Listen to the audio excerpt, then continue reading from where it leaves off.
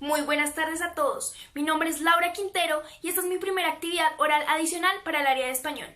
El día de hoy hablaré sobre la filosofía del lenguaje, cómo es esta interpretada y definida en dos diferentes textos, los cuales son El Golem y Cartas sobre el humanismo, que a pesar de tener contextos muy diferentes, se logran relacionar a la hora de hablar sobre el lenguaje y el pensamiento. En primer lugar, hablaré sobre El Golem. El Golem fue escrito por Jorge Luis Borges, un argentino, en el año de 1958.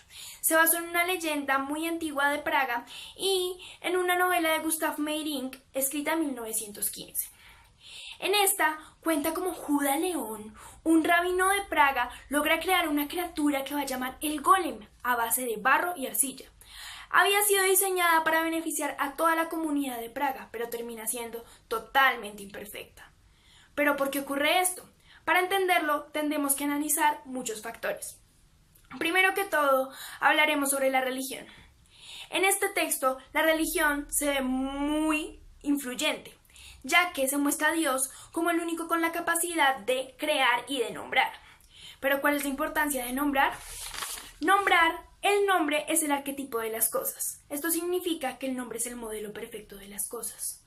Lo podríamos justificar con la cita que dice: en las letras de rosa está la rosa y en el Nilo el Nilo.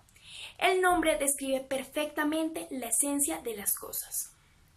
Por eso, Juda León quería ser como Dios, quería tener esa capacidad de crear y de nombrar. Por eso nombra al Golem. ¿Pero qué ocurre? Sí le dio existencia porque terminó siendo totalmente imperfecto. El Golem nunca logró ser un ser. Para ser un ser necesitaba razonar y pensar. En segundo lugar, hablaremos sobre Cartas sobre el humanismo. Esta obra fue escrita por Martin Heidegger, un filósofo alemán, en el año de 1946. Fue una carta dirigida a Jean Beffude en París. Heidegger nos muestra cómo el pensamiento y el lenguaje están fielmente relacionados y cómo son vitales para nuestra existencia. Nos muestra que el pensar es la relación del ser con la esencia del hombre y que a través del pensar se llega al lenguaje. También nos muestra cómo en el pensar se encuentra la esencia de la verdad. Podríamos citar del texto y dice: el lenguaje es la casa del ser. Por lo tanto, podríamos definir el lenguaje como el lugar donde habita el hombre y existe. Esto significa que el lenguaje también nos da existencia. Por lo tanto, se encuentra muy relacionado con el pensamiento, ya que el pensamiento también nos da existencia.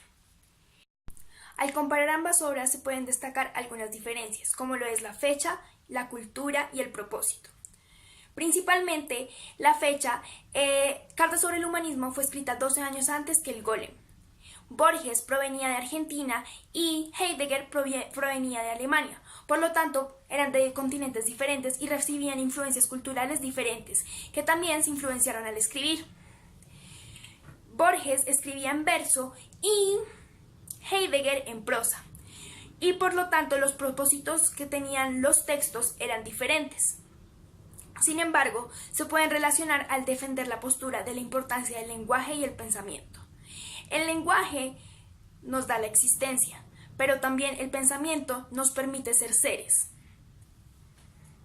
Finalmente, puedo concluir diciendo que estoy de acuerdo con las posturas que ambos autores tomaron, ya que el pensamiento y el lenguaje son fundamentales para nosotros y nos representan día tras día.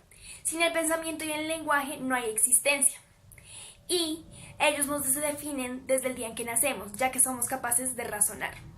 Y me gustaría cerrar con la cita que dice: primero pienso y luego existo. Descartes. Muchísimas gracias y espero que hayan entendido la filosofía del lenguaje a través de estos textos.